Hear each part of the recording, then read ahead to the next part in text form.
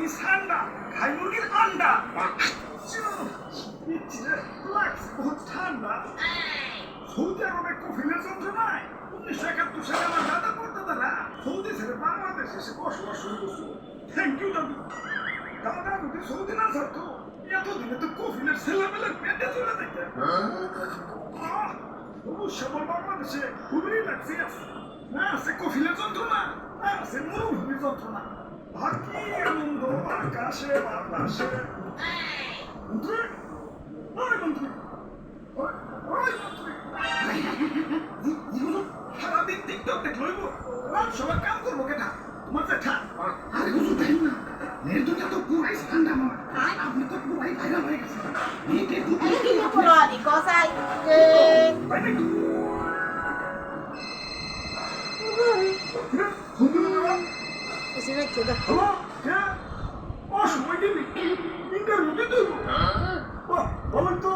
আচ্ছা ঠিক আছে, আবার খেলা নিউজ 120 আপনার চ্যানেল ইন্টারভিউ করবো। আচ্ছা আচ্ছা ঠিক আছে, ইন্টারভিউ দিতে পারলাম না।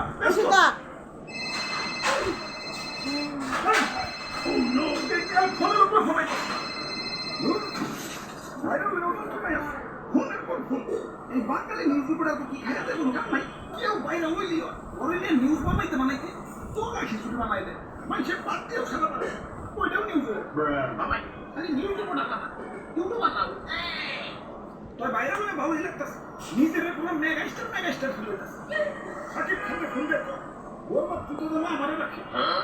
আরে হুজুর খবর কিছু রাখেন, বাবা তুই আপনারা রাখবো নিশ্চয়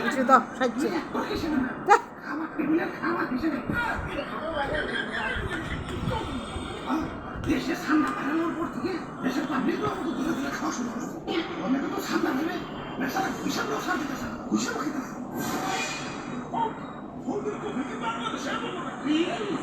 এইমাত্র খবর পেলেন সুলতান ভাইনে ঠান্ডা বেড়ে গেছে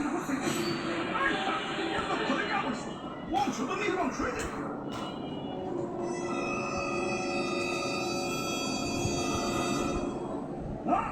অনেক হয়েছে না, এর একটা ভিজিট করে লাগবে। বলছে আমার সৈন্যদের প্রস্তুত করো, জানাজা আছে, সব কিছু নিয়ে এরপরে হাজির হবো, দেশের পলাই করবো। যে দেশে ইন্টারনেট নেই ওই দেশে যাবো।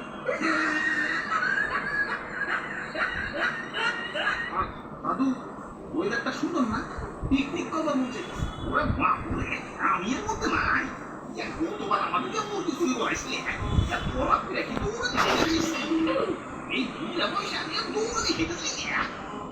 আরে দাদু এত ব্যাগডেটে দলে চলবো, মুরগি দিয়ে পিকনিক করার যুগ এখন আছে নাকি? আয় ফেসবুকটা যুগ চালাও না নাকি?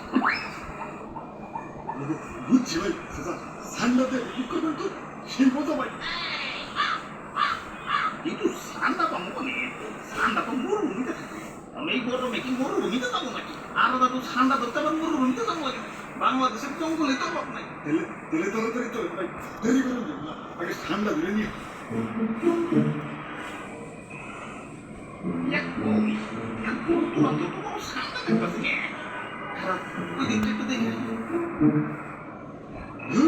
ঠান্ডা আমরাও তো বুঝে গেছি, তবে তো পুলিশ দিয়ে বিক্রি করে দেয়।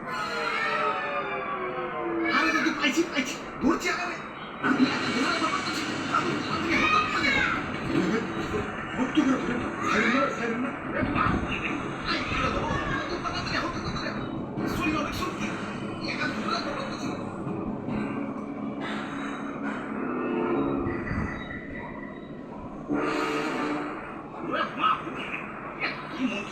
দেখা যায় কুমির মনে হইতেছে না। আরে দাদু কিসের কুমিরা তো ছোট নাকি? ঠিকই তো, ওরা বাপরে কুমির তো ছোট না, কিন্তু কুমিরের পাঁচটা বললাম ছোট। কুমিরের বাচ্চা যখন আসছে আশেপাশে কুমিরের গার্জেনও আছে। গার্জেন তো কিছু পাবো না, ললিপপ কিনে দেবো আমি চাই গার্জেন আবার গার্জেন